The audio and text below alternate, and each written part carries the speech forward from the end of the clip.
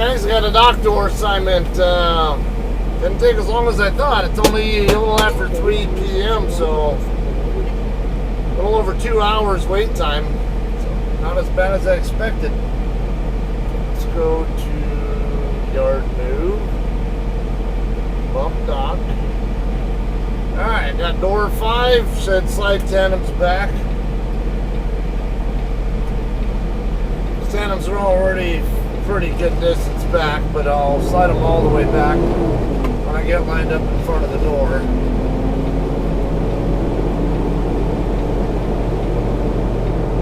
Yeah, I couldn't get my doors open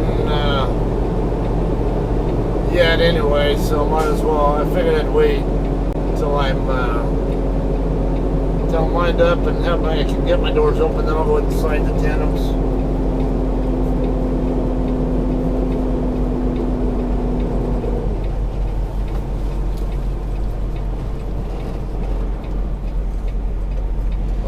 There, but it's all right.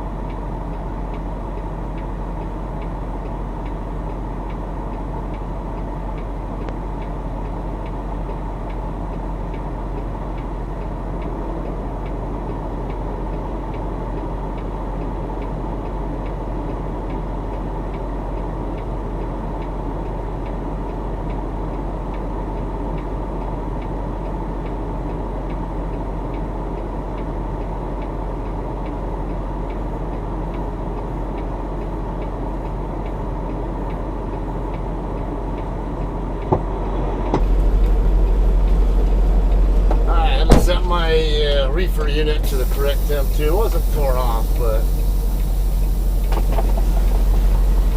gotta go over there with the load locks back there. Oops, that was a little bit rough. Right back there with load locks next to the dock door I'm going into.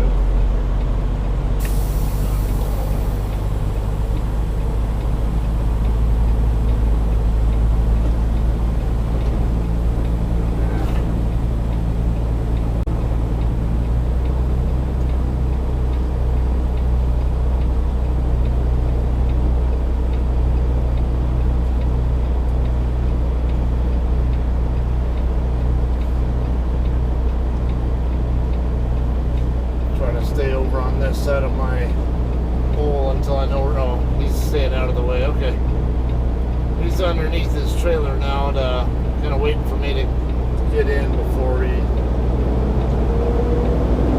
Since I know where he's at now.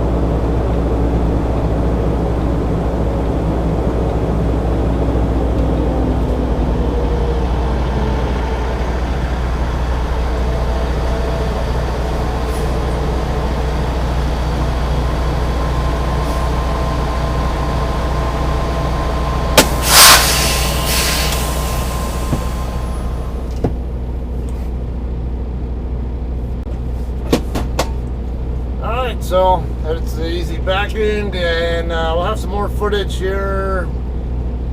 Probably scale out later. Whenever I get out of here, the bill out, scale out, all that kind of crap, and get somewhere a little bit down the road, and we'll continue. We'll have basically have that as the coverage for this video. I'm already working on the getting over here part. It's already compiling, and I will have it online hopefully by the time I'm out of here, or at least get it posted. It might not be live, but at least hopefully it'll be done compiling, and maybe even working on getting online too by the time I'm out of here. So it should be coming pretty soon. All right, thanks for watching, and like I said, just stay tuned, and we'll have some footage getting out of here. Thanks. Alright guys, I'm all done here already. We'll get pulled forward, put my load locks in, close my doors, install put a seal on, and slide my tandems. And we'll get out of here. Not bad.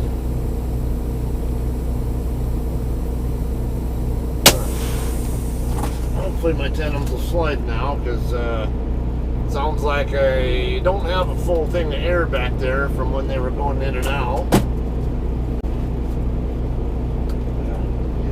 Come on. Seal information here.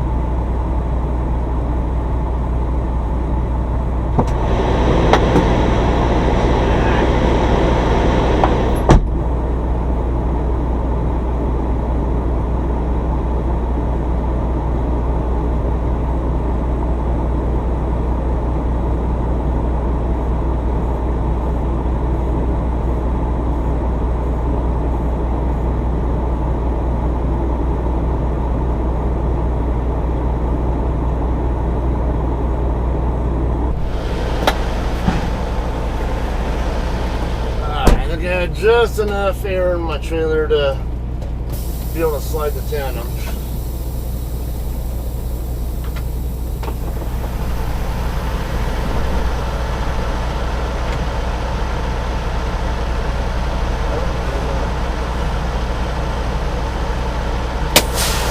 Put some air in first.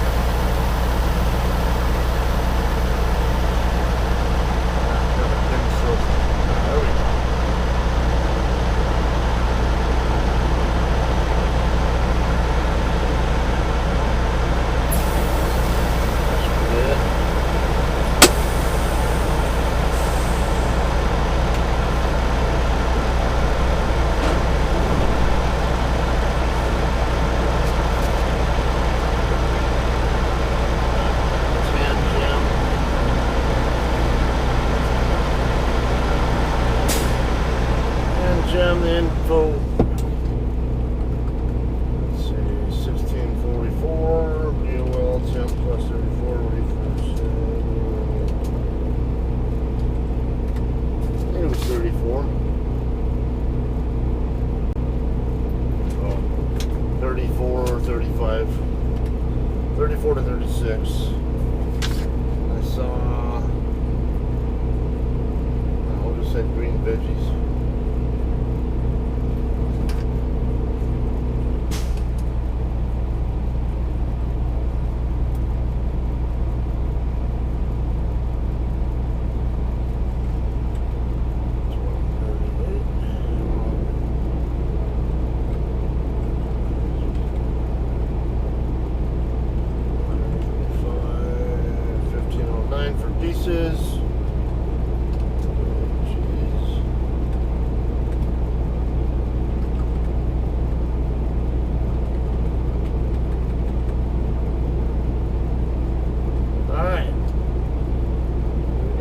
I'm gonna just go, I'll go get a scale ticket anyway, just because I'm gonna be handing the load off, but I mean,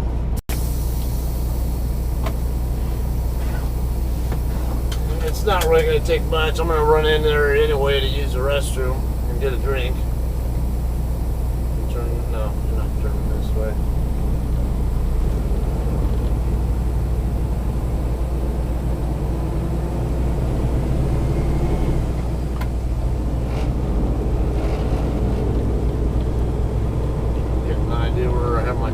I didn't look, I know they're locked in though.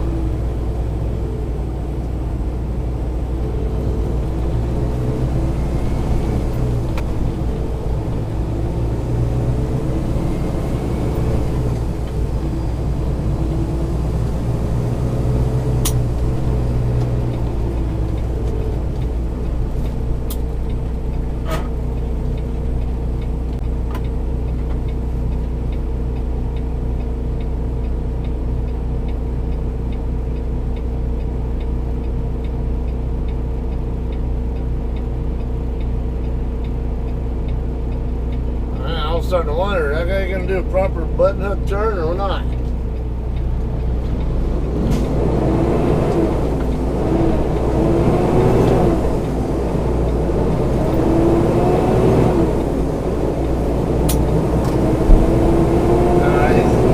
He's got doubles, so he's got a shorter turn radius. He didn't really have to button hook like I do with mine.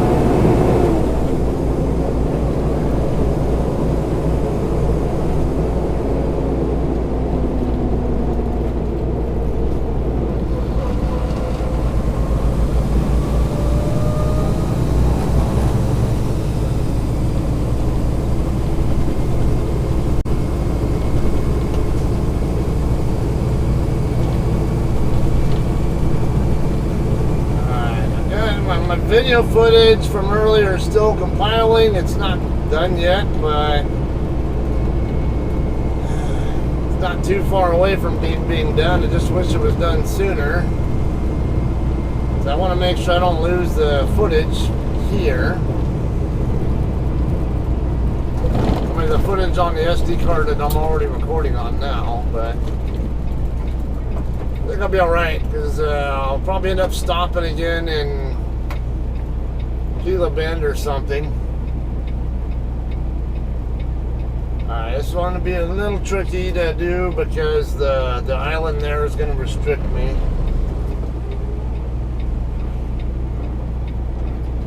But I got the lanes, both lanes to work with. I wanted to make sure I knew what this bicyclist was doing first before I came out. Oh yeah, it worked out perfectly there. Tandem's just about started to touch the concrete over there. The curb wasn't even the issue. It's just enough where tandems are just starting to hit concrete.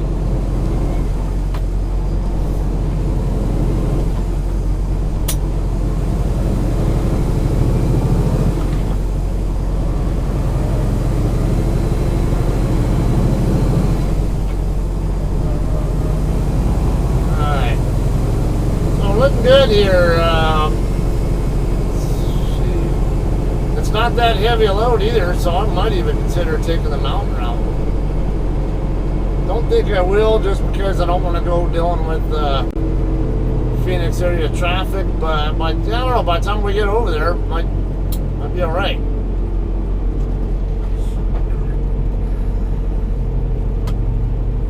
Don't think I'll be able to get all of the footage though, unless I do only the front dash cam, the front camera only, and turn off the rear.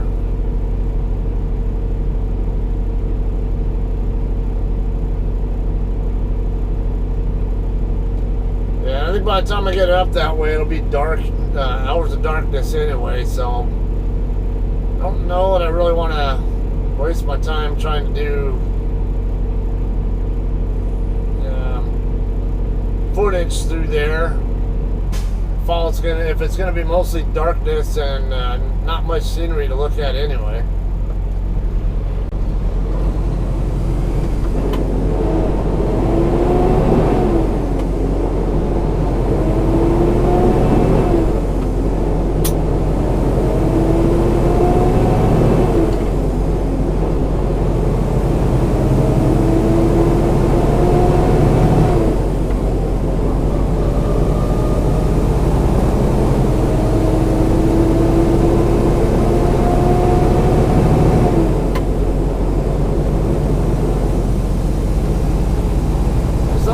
Floating the gears, it's not much different in feel, but usually still always have a little bit more of a pull than when I double clutch. So I mean, I'm just, like I said, I know how to do both. You just saw me doing floating right now, or actually a combination.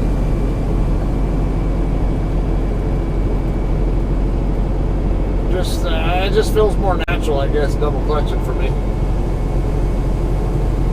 Call me weird, and I don't really care. I'm not a lazy guy, and I know how to operate the clutch properly, so I'm not wearing down the clutch. So that's the biggest concern most people have. Either they're just lazy, or they don't want to wear the clutch down, which could be also maybe you don't know how to shift correctly. If you know how to shift correctly, you shouldn't be putting wear on the clutch.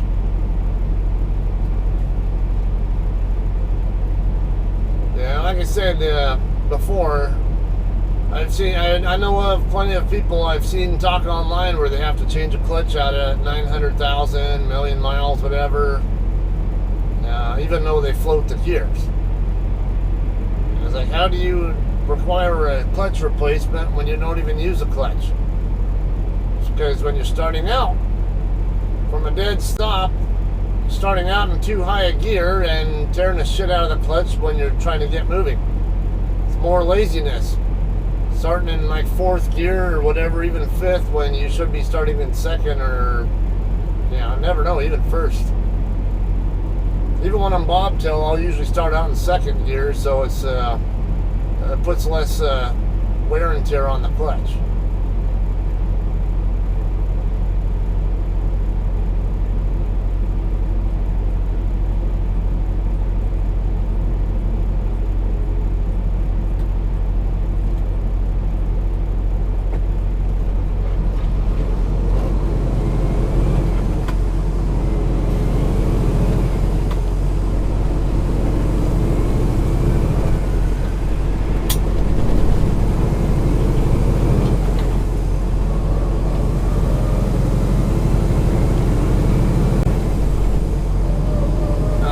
To get very far to make sure I'm within striking range on of the swap location. Actually, I can reach there from here, but one, I'd rather be closer. Two, I want to get far enough where I can get to at least Danzig Eagle Travel Plaza on the next shift, and then I can get home on the following shift. And the other driver, I talked to him earlier, he says that I don't think his load's due until the 24th.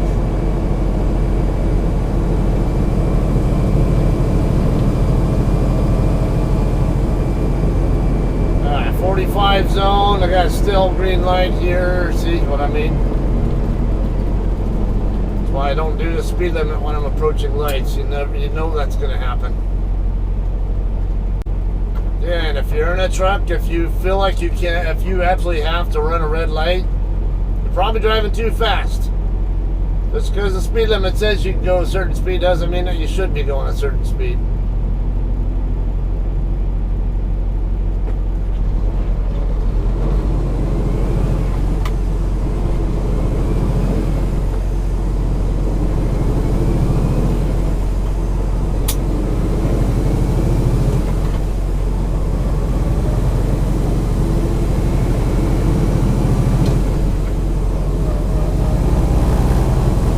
Maybe my situation, I didn't end up spending so much time here because I didn't get here in such a big hurry. I kind of expected that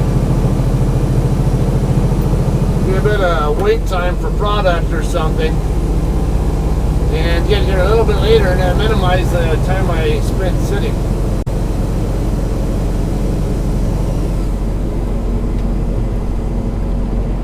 All goes as planned. We'll get to get at least up to I-40.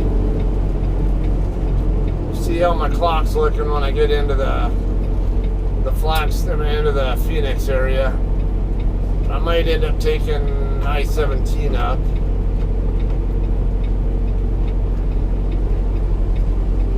Come on. Yeah, I shouldn't have any problems getting onto I-40, but now if we're going to be swapping in Moriarty, it's almost 200 miles into New Mexico, and it'll be another not quite 100 back to get to where I think I need to be. It's 300. So really, I don't have to even get that close and still have a good chance of setting myself up to get home on the shift following the swap.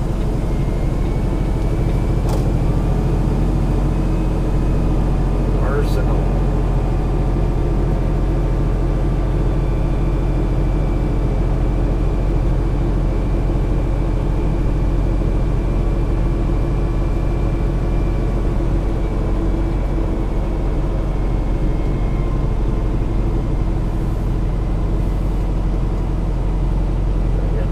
Set up.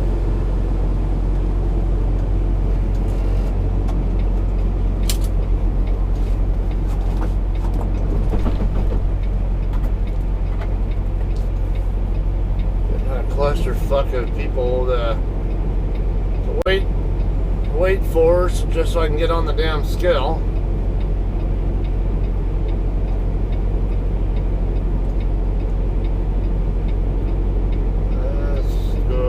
Yard moves, yeah. Alright, here we go.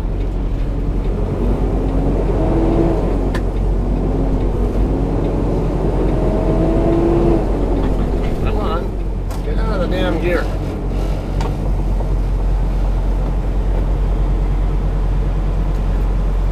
Like the lot here is starting to get a little full. I might have to use the. Oh, no, let's see. Couple spots over there, a few spots over there, so I won't have to wait in line behind in the fuel island just to get my ticket.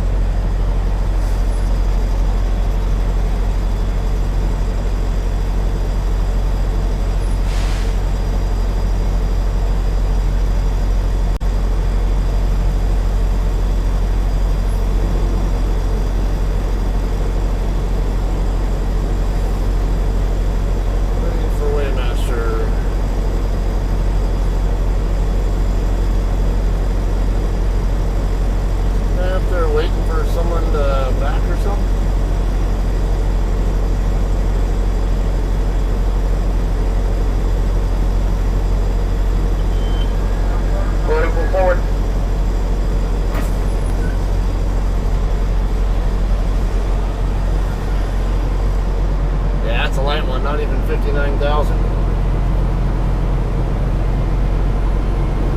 I can't tell if he's just parked or if he's Yeah, I think he's parked.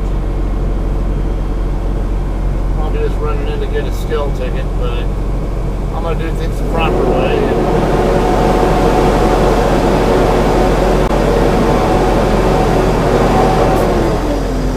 Yeah, he's in the driver's seat, but not doing anything. Yeah, he might have just gotten a skill ticket or something.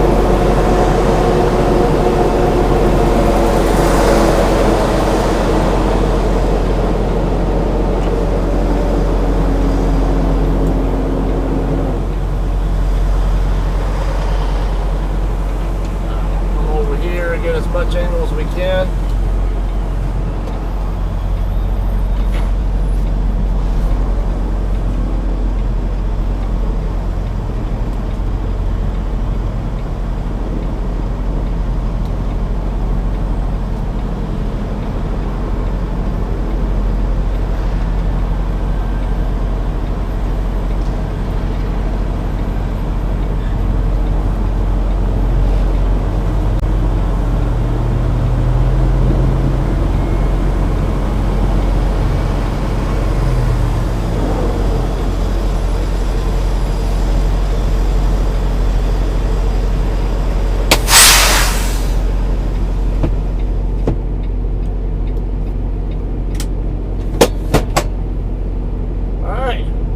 Get myself a refill and my skill ticket, and we'll get out of here.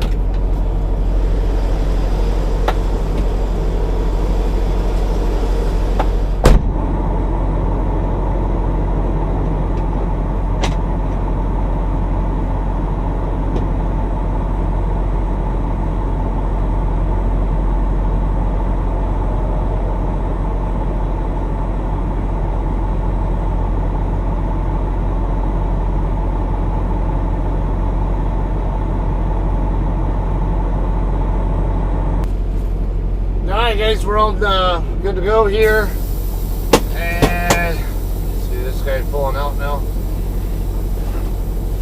I won't be having too much footage here tonight.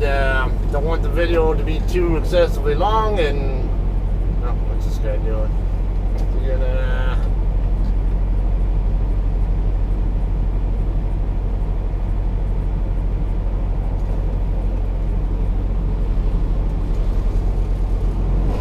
get out of here.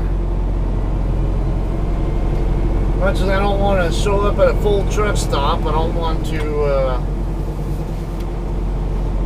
put myself in a position where I have to take an extra 10-hour break to get to my house either.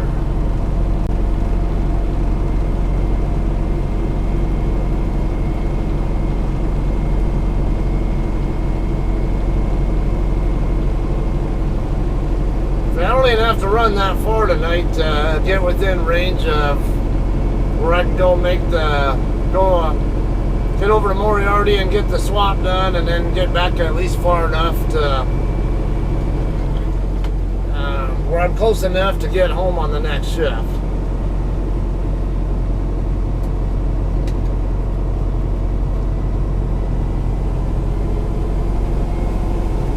If I got 300 miles, roughly, not quite 300 to cover in New Mexico, then at least be, I'll just say a little over 300 to go. I would really, anywhere in the ballpark of Phoenix is good enough then. Because it's 140 miles from, basically from Tolleson area over to Flagstaff, and then it's 160 more from Flag to the New Mexico line. So I'll just say, yeah, we'll make it our target to get at least to Phoenix.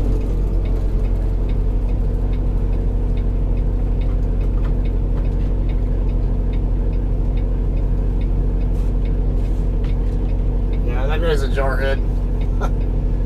Florida plates, and with a haircut like that, you know he's a Marine.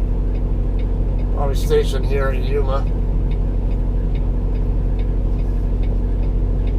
Okay, we'll be heading east on I-8 from here and over to Gila Bend. Yeah, I might get fuel, at least some fuel in Gila Bend. I don't think I'll be getting too much there, but I will get some.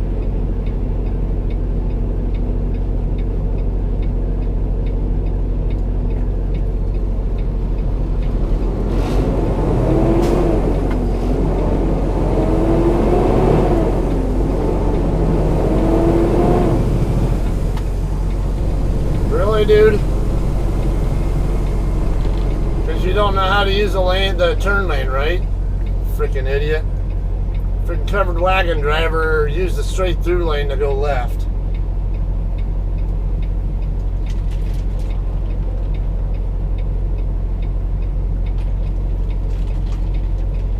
Be great if you get some karma for doing that. I knew he was going to do that because he had his left turn signal on.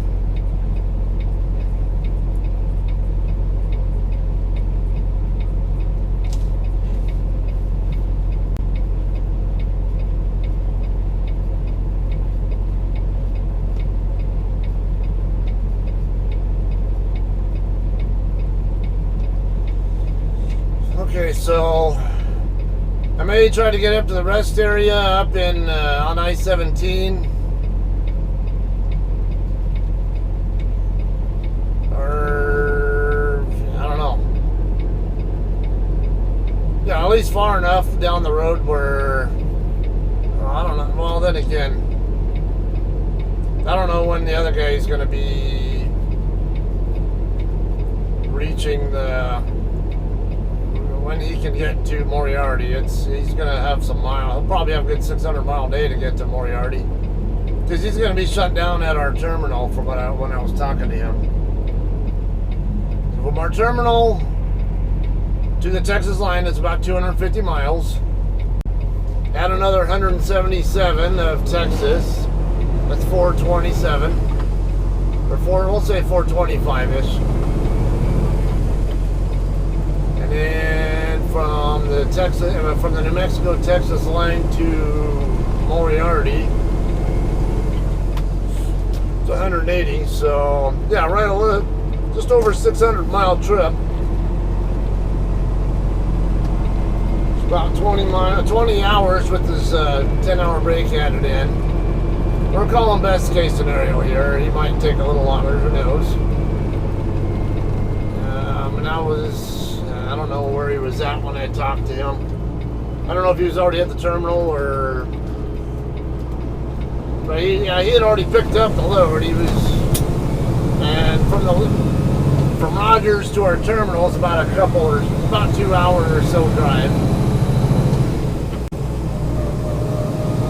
We'll say 14, 34, so about 10 a.m. 10, 11 a.m. I would imagine would be best case scenario when he can get to Moriarty by.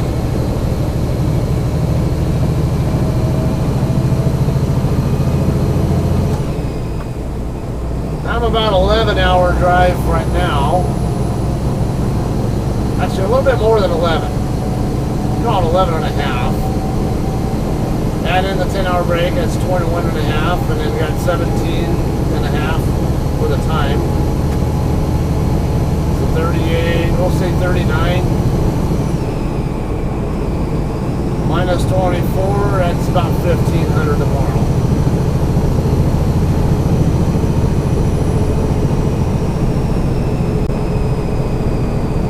Yeah, please do speed up. I don't like you camping out next to me.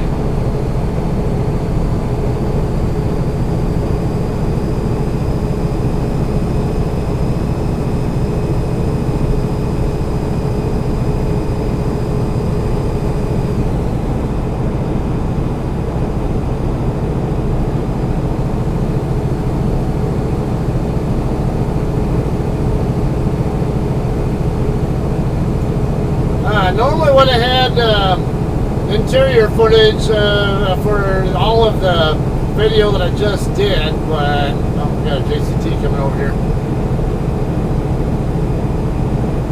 4210 Charlie. Black KW.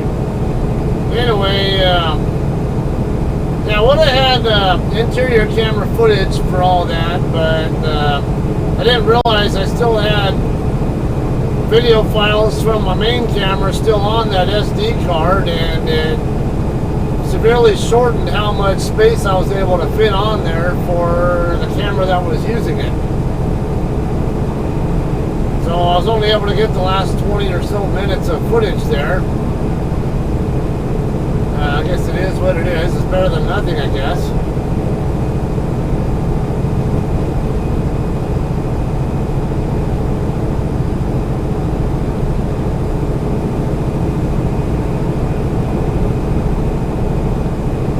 But it should be in a better shape here now, because I know I wiped out all the files on there before I put it back in.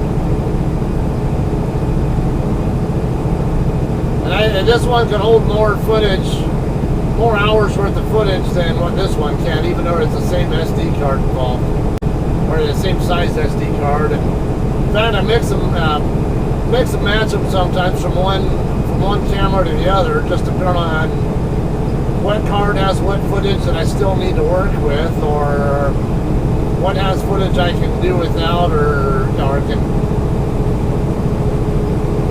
Yeah, that I'm already done with, or whatever.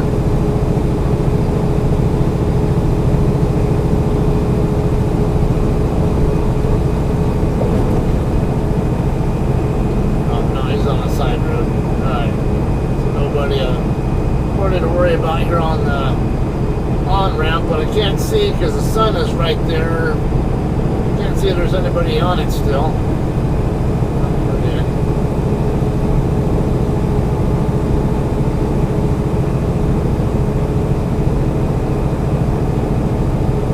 Alright, so 31,000 pound load. It should be not so difficult to take up the hills.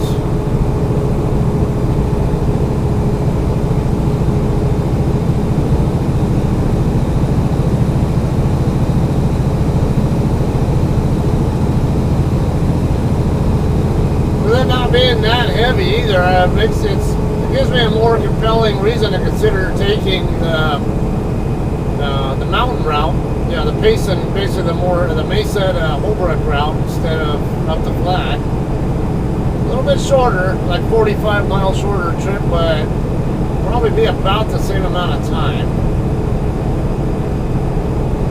And I might end up stopping for the night in Holbrook anyway, for all I know. I don't know, we'll see. 7:38 left on the clock, so 454, or I would say about 460 miles, 450, 460 I can do.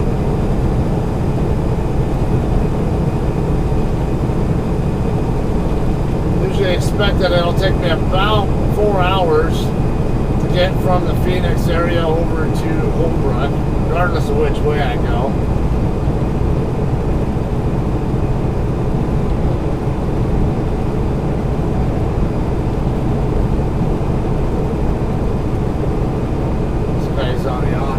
Probably end up, yeah, we'll see. He's off the base, so I don't think he'll be a factor.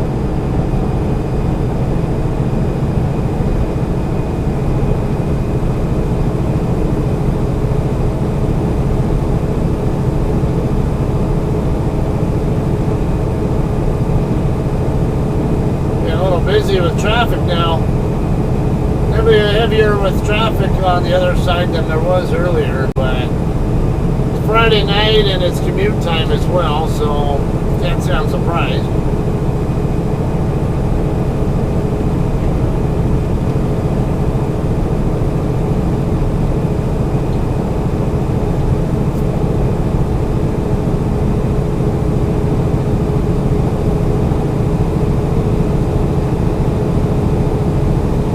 A little over 6 miles away from the Border Patrol checkpoint.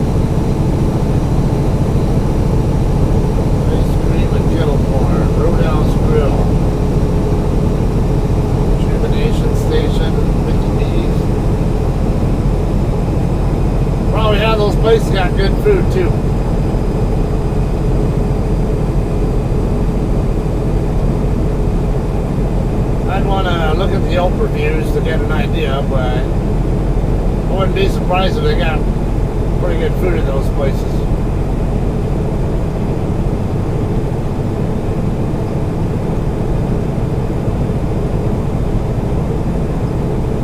That car hauler was over there earlier. I saw him over there. I was coming in.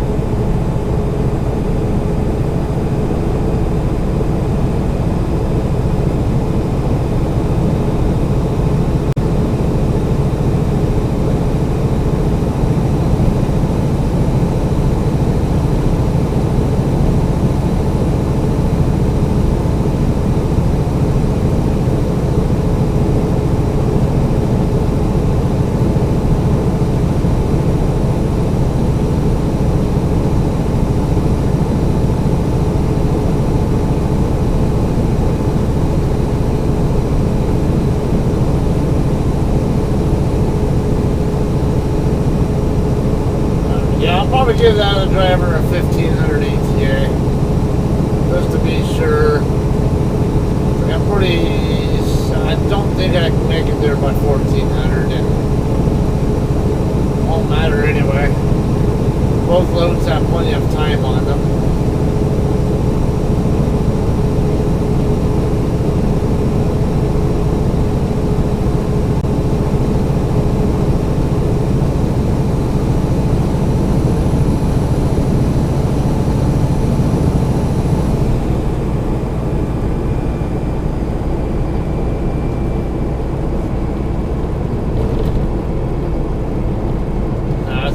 Cars end up in the truck lane from not reading. No, cars use both lanes. Okay, so they're actually okay to use both sides anyway.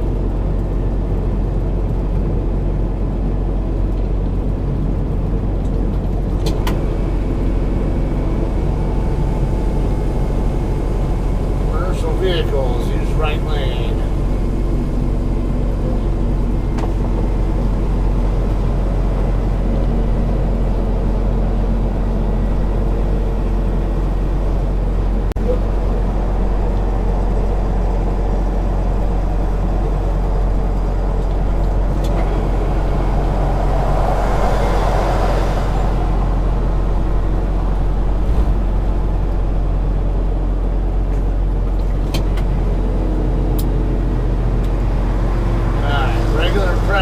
From my military days, even at daytime, turn your headlights off if you can. And at night, I recommend turn your dome light on as well.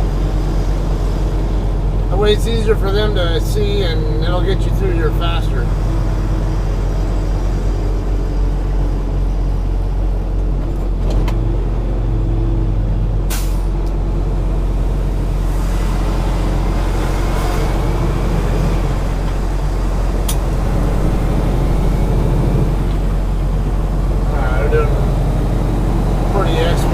Job there overall.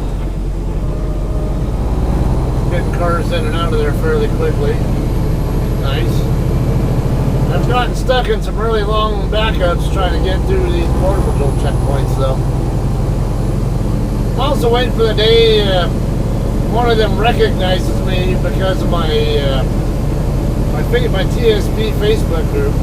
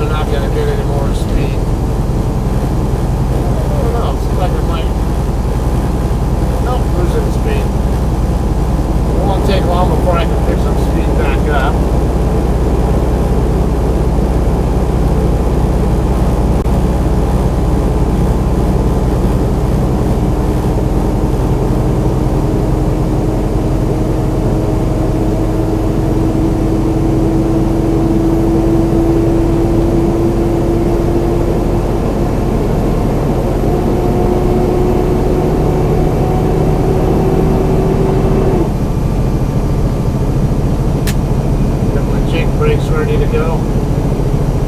don't need it going down the other side.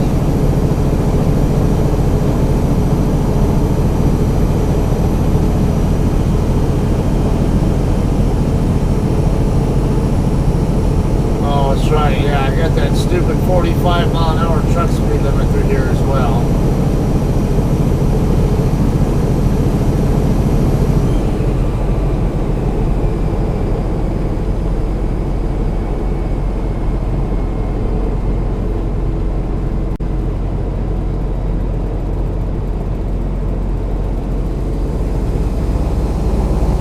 Put me in a weaker part of my power band now.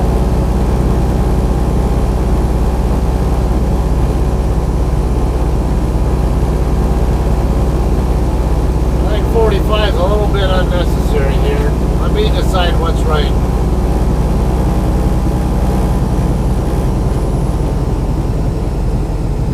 I'll figure it out on my own what speed's appropriate through here.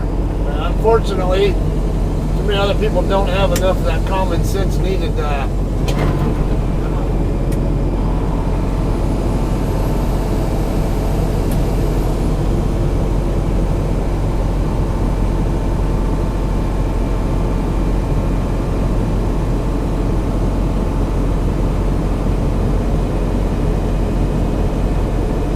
Last time I came through here, almost got rear-ended by another truck, even though I was doing a speed limit. Coming down a little fast and couldn't get over because there was a car blocking him. Like, you saw me coming. You can't tell me you didn't see me coming because I saw you. I saw him coming in my rear view mirror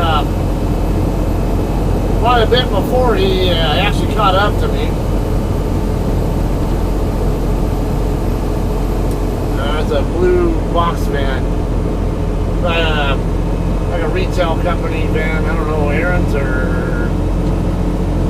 I don't know what that is.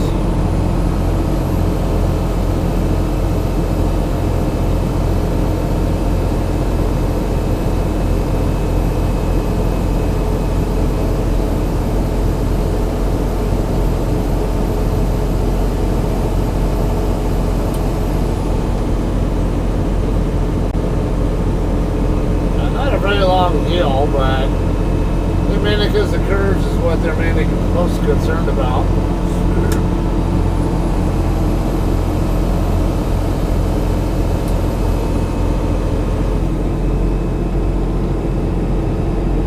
Fastenal, okay.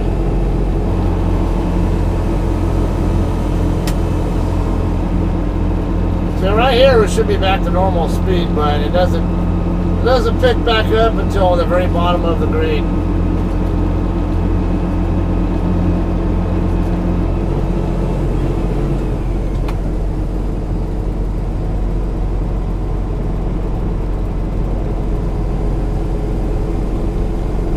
Ate the guardrail over there.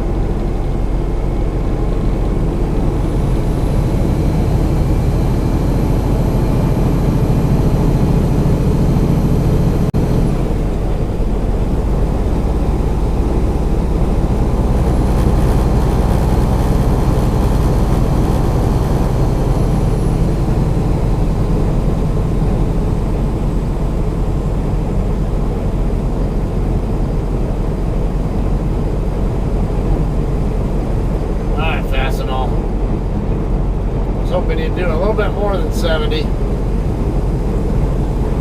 Now I gotta back off a little bit to compensate for how close I am to you. How close I am and don't want to be. Are you gonna pick it up now that this car is by you? Doesn't look like it.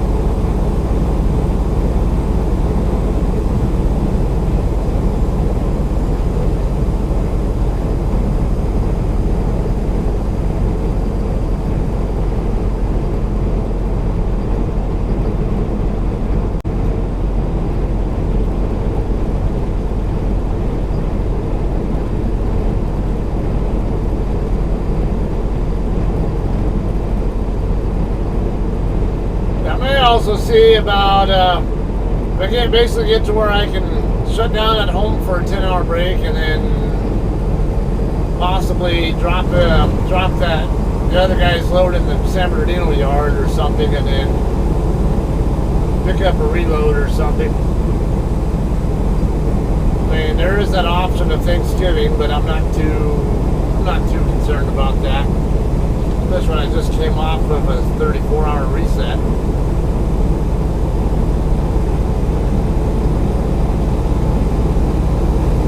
On the other hand, I'm in really good shape as far as getting my 30,000 or more miles I need in the quarter to get my safety bonus. So it's not necessarily not a bad thing there. So I ran a good 13,000 or so miles in October. Not running so many miles in November, but it's not bad either. I was already over from the loads that I logged so far. I believe I'm already over 20,000 for that quarter. So we only have to do 10 more thousand miles between now and the end of the year to be eligible for my safety bonus.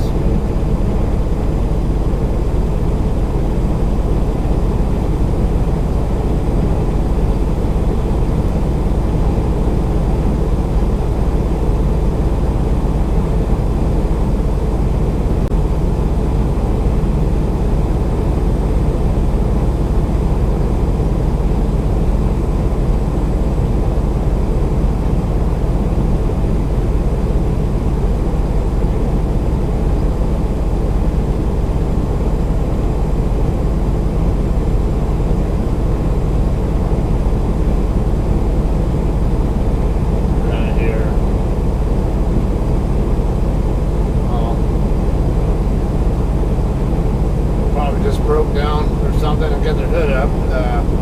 We got troopers probably trying to help them or something.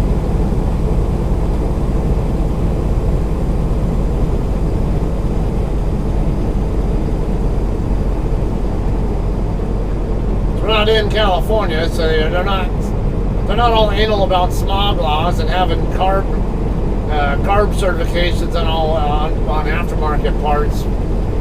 People modify their cars like they do in California.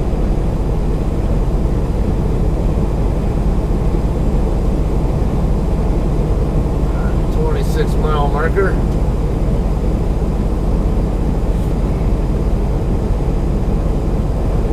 little bit less than 100 to go to Gila Bend.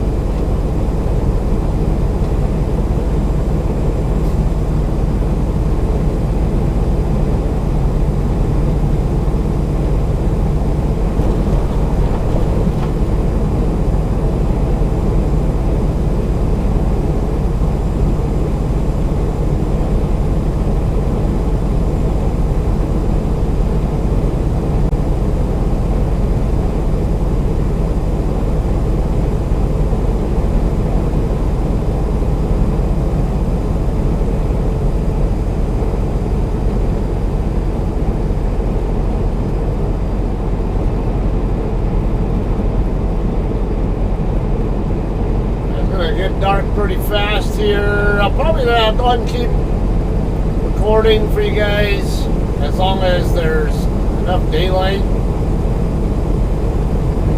But I know this camera up here is not going to be able to see me very well, really much at all, without having a light on, which I don't want to do if I don't need. And then with this camera, I don't know. It's got pretty decent nighttime view overall, but even then there's only so much that can be seen. I don't really need this video to be excessively long anyway.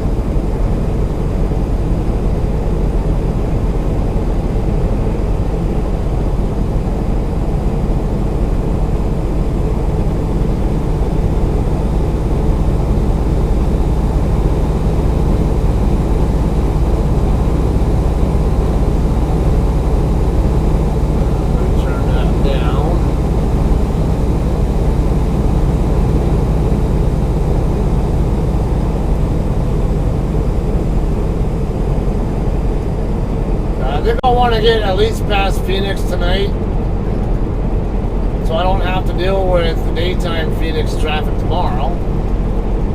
Even if it's Saturday tomorrow, why put myself through that if I don't need to? I can get up through the area tonight when it'll be easy as hell to get through there.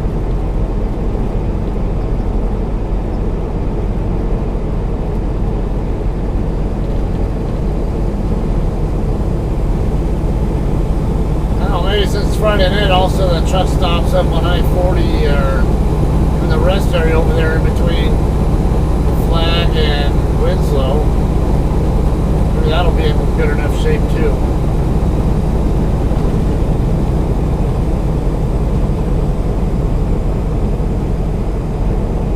30-mile marker.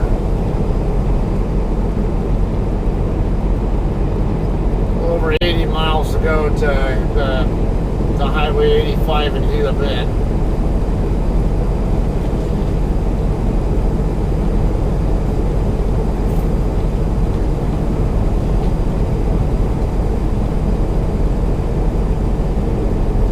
Couldn't read what truck number that was. Might have been 3973 something. I don't know for sure.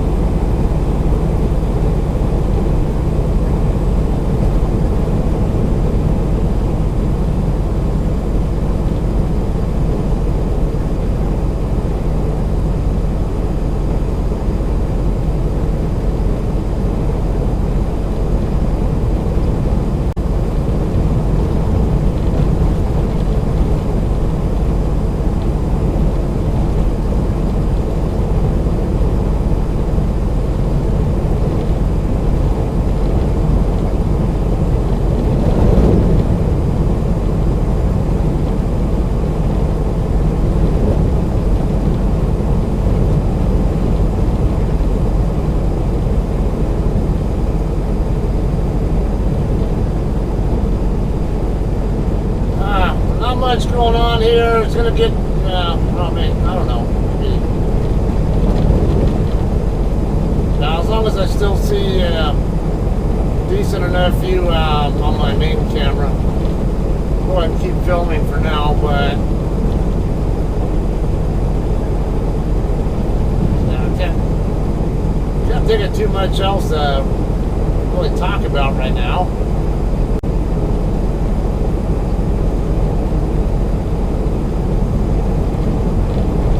I'll leave it up long enough until it starts to get a little bit too dark for the cameras to do any good.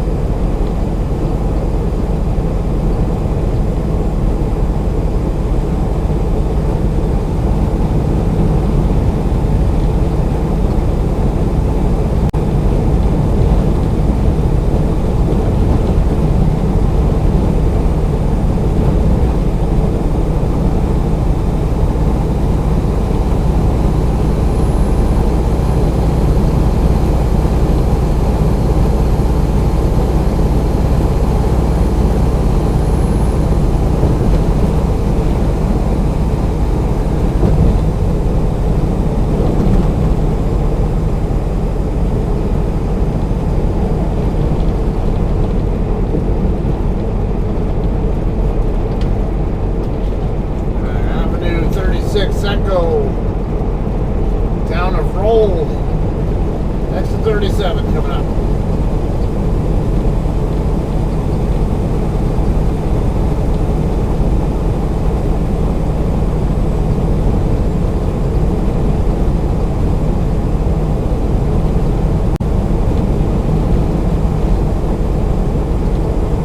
I could play some of the audio stuff that I had queued up.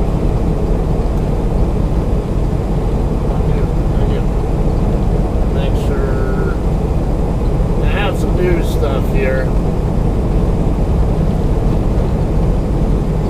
California unemployment. Why is Bank of America draining at bank accounts? California's Employment Development Department is fighting rampant fraud, but in the process, many unemployed workers say their accounts are frozen and their money is suddenly gone. It's a bit like, shoot first, ask questions later. Bank of America has been draining money out of countless Ed accounts, leaving many workers bewildered and broke. Michael Conant of San Francisco lost his job as a bellhop when hotels had to close in the pandemic. It took months to get his Ed benefits, and when he finally did, the bank took them right back. Video. Homeless CA mother, living with young son in her car, finally receives Ed benefits. At long last, Shelby Hug has his Ed delayed and desperately needed unemployment benefits came through, but people all over California have also stepped in to offer support. Literally, I've been betrayed by Ed, said Conant. The most frustrating part is everyone telling me everything's okay when it's not okay. Conant discovered something was wrong when he used his Ed debit card to order a pizza and suddenly the card didn't work. So then I called Bank of America first to see why the card was suspended. They said, oh, only Ed can do that, contact Ed. So I contact Ed, they say, oh, only Bofa can do that. When he called the bank again, he said the agent was stunned at what he saw. They said, whoa, the Ed is pulling out the amounts transaction by transaction by transaction, Conant recalled. Here's what he saw. The Ed was pulling Conant's benefits back out of his account, one chunk at a time until all $16,000 was gone. He said, in my 25 years of banking I've never seen anything like this. He was as bewildered as I was, Conant said. Video.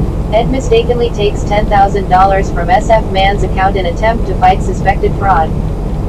One San Francisco man had a shock when the Ed clawed back thousands of dollars in benefits, a mistake stemming from their fight against scammers.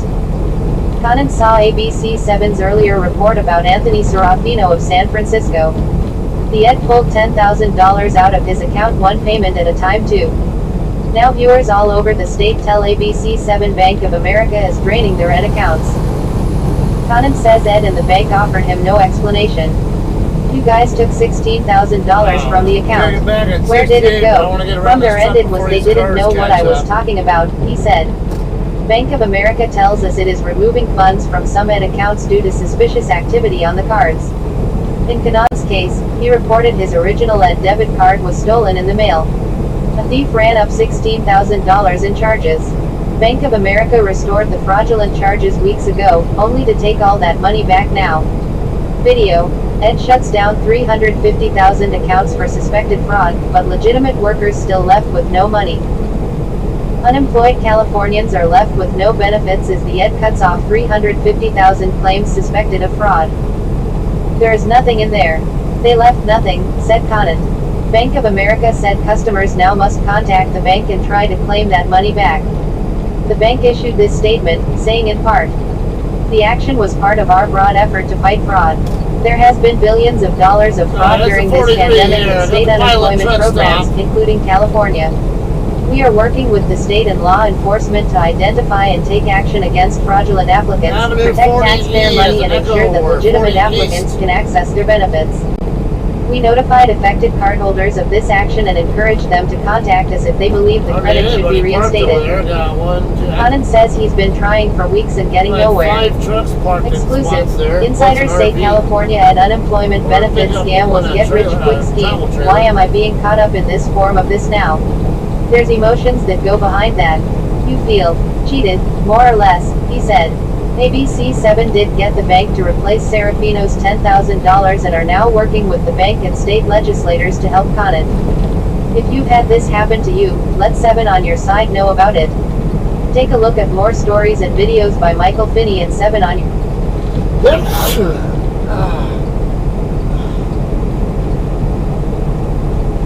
Probably do, I don't know, a couple more articles or something, and then... Sobbing man called 911 claiming he found teen girlfriend dead, but now he's charged with murder. MSN.com 8 hours ago. Months after she was found dead in a South Carolina motel room, an arrest has been made in the fatal shooting of 16-year-old Cypress Noonan, and authorities allege the shooter actually called 911 to report her killing.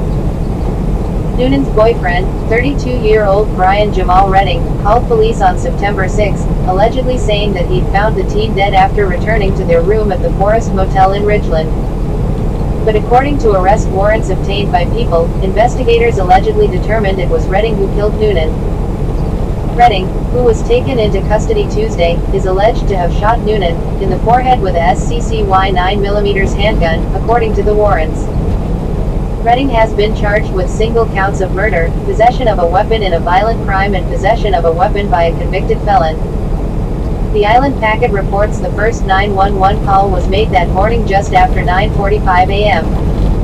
In the call, Redding can be heard sobbing, according to the paper, which was provided with audio of the call. "I'm at the Forest Motel in Ridgeland," he said on the call. "My girlfriend. She's shot in the head." "Who shot her, do you know?" asked the dispatcher. Redding said he did not know, but allegedly mentioned Noonan had had an altercation earlier with a woman at the nearby Siesta Motel. As he spoke to the dispatcher, he accounted for his whereabouts that morning, allegedly saying he'd been driving around most of the morning, giving rides to friends and relatives. Want to keep up with the latest crime coverage? Sign up for People's free true crime newsletter for breaking crime news, ongoing trial coverage, and details of intriguing unsolved cases. When he returned to the room, he allegedly said he saw her, just sitting up like with her head back, and she had a hole in her head. He said the two had been living together for 8 months. Noonan was pronounced dead at the scene by first responders. Redding is being held without bond, and has yet to plead to the charges against him. It was unclear if he had retained a lawyer. At this time, police have yet to discuss a possible motive. Article 134 of 148. Mom allegedly sent texts threatening to harm baby and herself before his death in hot car. MSN.com 7 hours ago. A Tennessee woman accused of knowingly leaving her 6-month-old son in a hot car to die will appear in court today, as her lawyers seek to suppress some of the state's evidence against her, People confirms through online records. At today's hearing, a judge will consider a defense motion to suppress certain evidence from Shantae Armstrong's upcoming trial on first-degree murder, felony murder, and aggravated child neglect charges, all stemming from the death of her infant son, Jovany Morales, more than a year ago. Authorities allege that Armstrong, also known as Shantae Cabrera, purposely left the baby in the backseat of a car that was parked outside her work in West Knoxville on August 9, 2019. Temperatures reached the mid-90s that day, according to weather data. Armstrong allegedly told police she thought she had dropped the child off at daycare before heading to her job. Citing state records, WBIR-TV has reported that Armstrong told police she drove to a grocery store after work, and, as she was looking over her list in the car, noticed her son's feet behind her. She allegedly told police she forgot the boy was back there, and that his death was the result of a tragic accident, according to those records. Right. Jovany died of hypothermia, and doctors said that his skin showed signs of blistering. WBIR-TV's extensive reporting, based on records from Tennessee's Department of Children's Services, also revealed that, after the baby's birth, Armstrong was diagnosed with postpartum depression. She was prescribed 2 medications, and said she stopped taking one of them shortly before the deadly incident. Armstrong, in the DCS documents, is also alleged to have sent text messages to the child's father in the months before his death. In them, officials alleged she threatened to kill him, the child, and herself, because she couldn't handle it anymore, according to WBIR-TV. Want to keep up with the latest crime coverage? Alright. Starting to get pretty dark here now. Probably a couple, I'll start wrapping up here. It's at the 48-mile marker now. I think I started the other video, the other part of this, right around the, I think it was was around the 50 or so, or no, it was before I hit that hill that I already, or no. It was this hill. I thought I was around the 50 mile marker. I don't remember. Yeah, it was an over an hour long video, so should have been over here. Anyway, yeah, I'm gonna wrap this up, and yeah, that'll be in conclusion. The conclusion of this particular video. I'll probably have some more footage for you guys coming soon. Maybe show this basically getting over to Moriarty, like before and after doing swapping Moriarty and getting out of there, and hopefully get myself set up for the final leg to the house after that. So, alright, guys, thanks for hanging out and watching, and probably have some more footage for you tomorrow. I don't know, might even go live. We'll see. But, alright, you guys take care. Have a good night.